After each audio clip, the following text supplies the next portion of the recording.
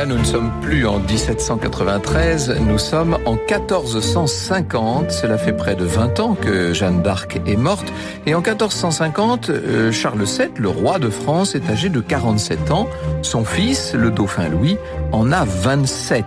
Ça fait longtemps que les relations entre le père et le fils sont mauvaises, pour ne pas dire même déplorables. D'un côté, vous avez le roi sauveur de la France dans cette guerre de 100 ans finissante. De l'autre, l'héritier de la couronne, au physique assez disgracieux, il faut bien le dire. Le futur Louis XI a des traits grossiers, vous l'avez à peu près à l'esprit, avec ses yeux immenses, enfoncés, son grand nez, etc. Son intelligence, en revanche, est assez remarquable. C'est un garçon impétueux, ambitieux, qui a participé déjà à un certain nombre d'intrigues et même mené, ou en tout cas participé à une grande révolte contre son père. Charles VII a bien dû pardonner, mais il n'a pas oublié. Et sa méfiance envers son fils s'accompagne d'une dose d'aigreur. D'aigreur envers ce fils qui désormais vit éloigné de la cour. Il vit chez lui en Dauphiné, le dauphin de France. Le Dauphiné à l'époque est une terre d'empire. Et c'est là, sur ce territoire somme toute modeste, qu'il a l'intention de régner pleinement. Vous imaginez bien que pour le père, c'est assez agaçant, cette situation. Le dauphin n'a pas à jouer les princes indépendants. Il n'est pas supposé non plus se lancer dans des tractations diplomatiques concurrentes avec celles de la couronne de France. Alors, quand Louis, depuis Grenoble, écrit à son père pour lui annoncer son intention de contracter une union avec la jeune Charlotte de Savoie, Charles VII voit rouge. Non, mais quelle impudence, mais quelle insolence. D'abord, dans un premier temps, il ne répond même pas. Et puis, au début de 1451, il envoie un message salé. Je devrais dire d'ailleurs plutôt amer. C'est une sorte de litanie terrible, une avalanche de griefs et de reproches que le roi envoie à son fils. Quant à cette union avec la Savoie, il l'estime déraisonnable. En fait, disons-le, la démarche du roi Charles VII est un coup d'épée dans l'eau. Je cite Paul Murray Kendall. Louis, qui s'attendait à ce genre de réponse, avait d'ores et déjà pris les choses en main. À la mi-février, ses représentants signaient le contrat de mariage. Lorsque le roi Charles prit connaissance de cette fâcheuse nouvelle, il dépêcha aussitôt à Chambéry un héraut chargé d'empêcher la cérémonie. Rendu le 9 mars, celui-ci arriva juste à temps pour voir le dauphin et Charlotte de Savoie, sa fiancée de 12 ans, franchir dans des vêtements de velours cramoisi le seuil de la chapelle où devait être bénie leur union.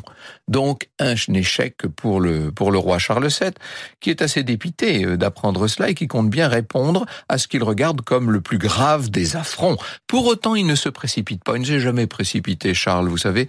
Il organise une punition graduelle. D'abord, il va dépouiller son fils de ses revenus, de ses terres, et puis, au bout d'un moment, il envoie une armée tout près du Dauphiné. Alors, est-ce que l'armée de France menace la Savoie voisine, ou est-ce qu'elle menace directement le dauphin Louis? Ça n'est pas très clair, mais ce qui est sûr, c'est que la situation pourrait facilement dégénérer.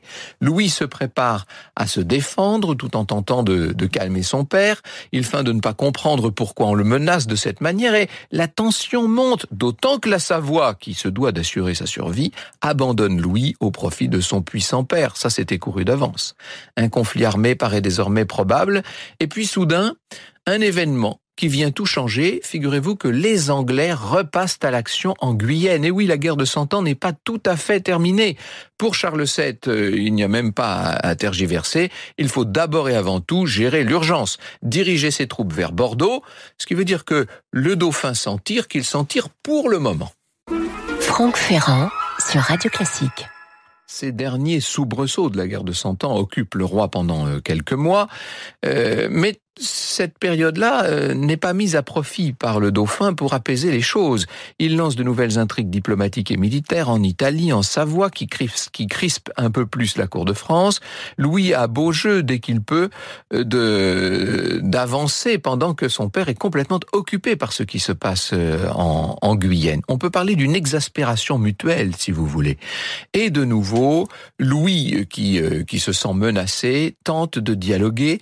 Il fait savoir à son père père qu'il veut dissiper les désaccords, mais il accompagne ce vœu pieux d'un refus de rentrer à la cour ou de se séparer du moindre de ceux qui l'entourent, c'est-à-dire de ses conseillers, de ses proches. Charles VII, évidemment, renvoie un à un les négociateurs de son fils en leur jetant au passage quelques noms d'oiseaux au visage.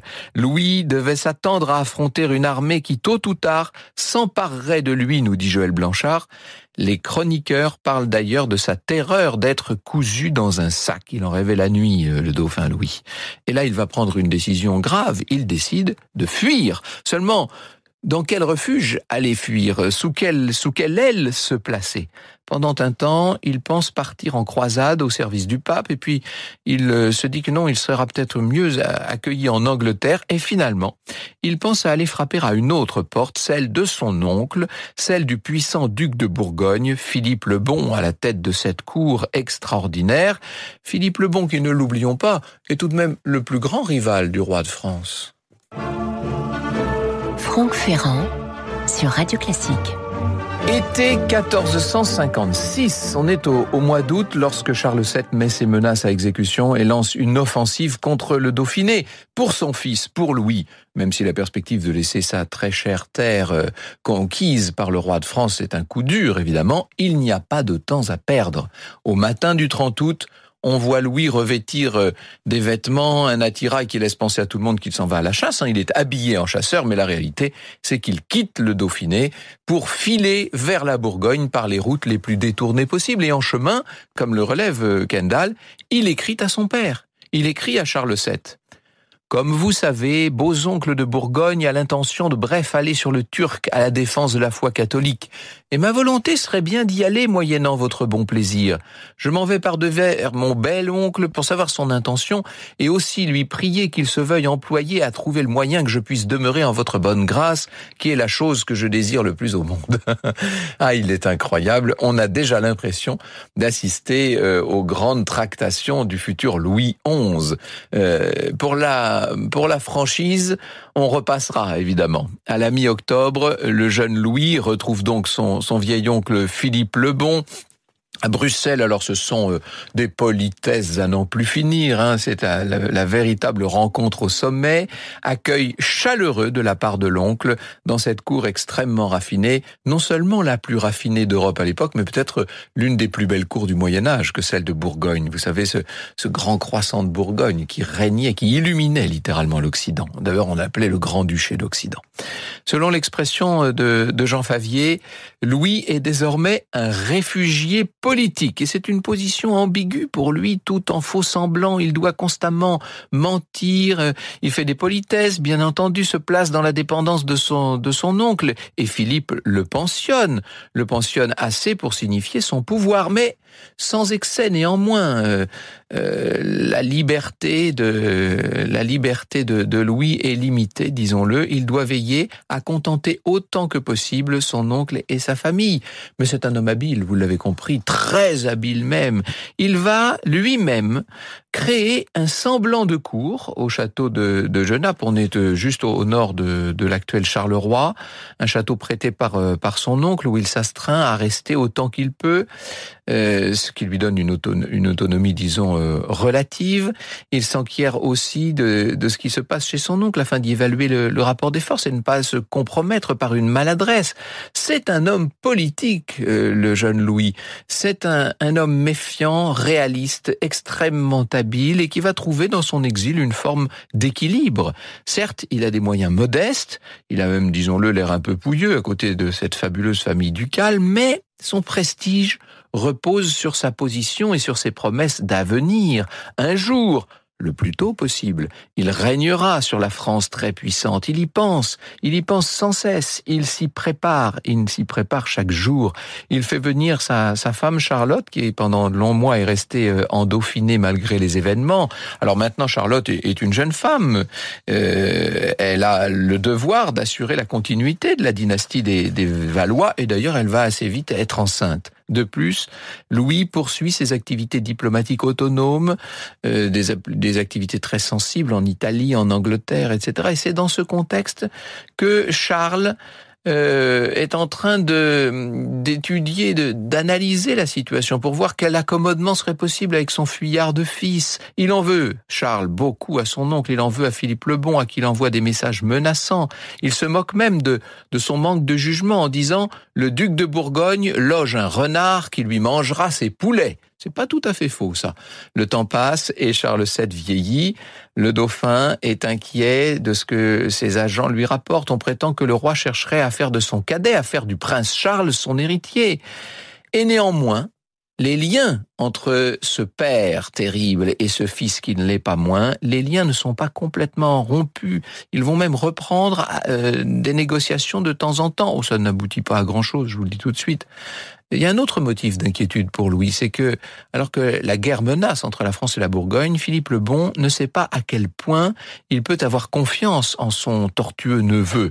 Le prince bourguignon se montre suspicieux, il faut le dire, il a toujours l'air plus mécontent de l'indépendance que Louis parvient à s'aménager dans son refuge. Et soyons clairs, les relations entre les trois acteurs de notre histoire, entre le roi Charles, entre le prince héritier Louis et entre le duc de Bourgogne Philippe, ces relations restent un jeu de dupes. Chacun épie l'autre, on se jauge, on se prépare à tout, car un jour, bientôt c'est certain, cet équilibre précaire va voler en éclats. Or, au printemps 1461, Louis apprend que Charles VII est très affaibli, qu'il est peut-être au bord de la mort, et qu'à ce moment-là, alors oui, la situation va changer du tout au tout.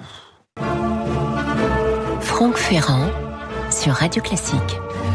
Donc nous sommes au début de l'été 1461 et l'on apprend dans l'entourage du dauphin Louis que son père, le roi Charles VII, est au plus mal. Je cite Joël Blanchard, Louis, palpitant, surveille de loin tout ce qui se passe. L'impatience qu'il manifeste d'être roi s'affiche avec un tel cynisme que le duc de Bourgogne lui-même, au dire de Châtelain, ouvertement abomina le cas. Le dauphin va jusqu'à consulter, au dire des ambassadeurs italiens, des astrologues pour savoir si son père, qui est atteint donc par la maladie, a des chances d'en mourir. Des chances entre guillemets, bien entendu. Le dauphin n'a pas l'intention de perdre du temps. Je cite Paul Murray Kendall. Louis ordonna que ses affaires fussent emballées et envoya ses hommes en pèlerinage afin qu'ils prient pour la santé du roi de France. Lui-même se refusa pourtant à afficher une peine qu'il ne ressentait pas. Vers le 20 juillet, il se mit à parler à ses principaux compagnons des emplois auxquels il les destinait. Enfin, il fit connaître à ses partisans qu'il comptait en France son désir de les voir prendre le chemin de Reims, aussitôt informés de la mort du roi. Vous voyez qu'on va vite en besogne. À la fin du mois de juillet, arrive enfin l'événement, si je puis dire, puisqu'on apprend chez Louis que le père, que Charles VII, a enfin expiré à Meun-sur-Yèvre. Et dès lors, vient une peur au dauphin Louis, celui qui est maintenant le roi Louis XI, c'est que le royaume qu'il a quitté depuis si longtemps et qu'on l'a tant accusé d'avoir trahi, que ce royaume ne soit donné à son frère cadet, à Charles. Et seule l'onction du sacre peut lui garantir ce qui en fait lui revient de droit. Franck Ferrand sur Radio Classique. Louis retrouve Philippe le Bon et les deux hommes semblent vouloir oublier leur récente tension. Ils y ont intérêt, bien entendu. C'est ensemble, avec des troupes et des fidèles, qu'ils filent aussitôt vers Reims. Et ils arrivent dans la capitale champenoise le 14 août. Dès le lendemain, on procède à la grande cérémonie. C'est Philippe le Bon qui reçoit l'insigne honneur de déposer la large couronne sur la tête, sur le chef de son fier neveu. Quant au prince Charles, quant au frère tant redouté, en fait, il ne se révèle pas dangereux du tout. 15 jours plus tard, les Parisiens sont là, venus en masse pour contempler la joyeuse entrée de leur roi, de leur nouveau roi. Louis XI est là, qui s'avance sous un dais aux armes de France. Il porte beau dans son vêtement blanc et or. Et ce sont des festivités interminables pour bien marquer le changement de règne. Louis est peu porté sur ce genre d'occasion. Il le prouvera pendant toute la durée de son règne. Et assez vite, tout cela lui devient assez pénible, ce qui déconcerte le duc de Bourgogne. Bientôt, Philippe le Bon s'agace même de voir ce prince devenu roi, ce prince qu'il a tant protégé, se montrer trop distant à son goût. Alors, quand Louis se met à évoquer des orientations diplomatiques contraires à celles de la Bourgogne, le duc s'énerve franchement.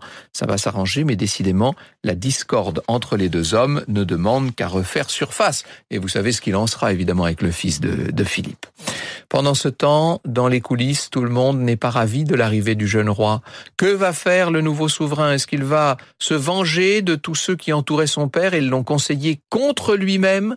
D'autres attendent d'être récompensés, d'autres viennent là pour quémander, bref, un début de règne. Louis XI quitte cette ambiance qui l'exaspère, le voilà qui prend le chemin de la Touraine. Ce qu'il veut, ce ne sont pas de nouvelles festivités, non, ce qu'il a l'intention de mettre en place, c'est un nouveau règne. Il veut remplir ses obligations de roi, ses obligations qui si longtemps se sont fait attendre. Il est fidèle à son caractère énergique et œuvre très vite à de grands chantiers dans tous les domaines, économiques, administratifs, fiscal, diplomatique, etc.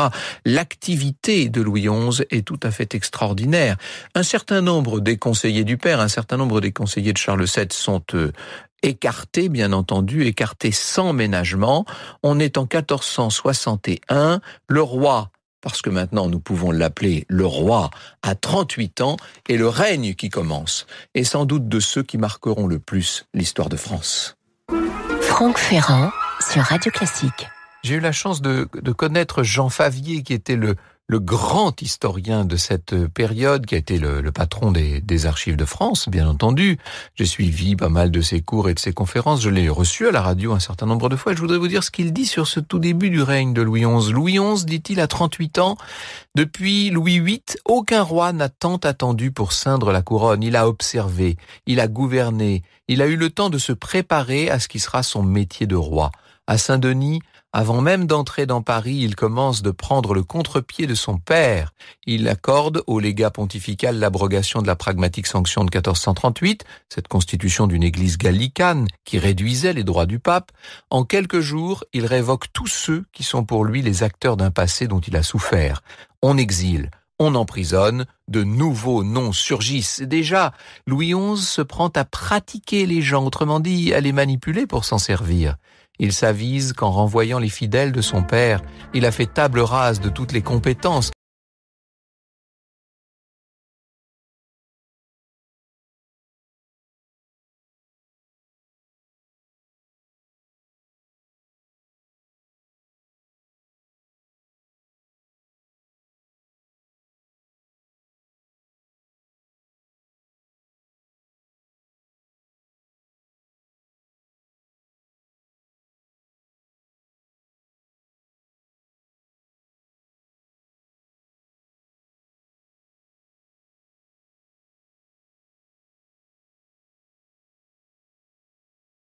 n'en retranchera rien.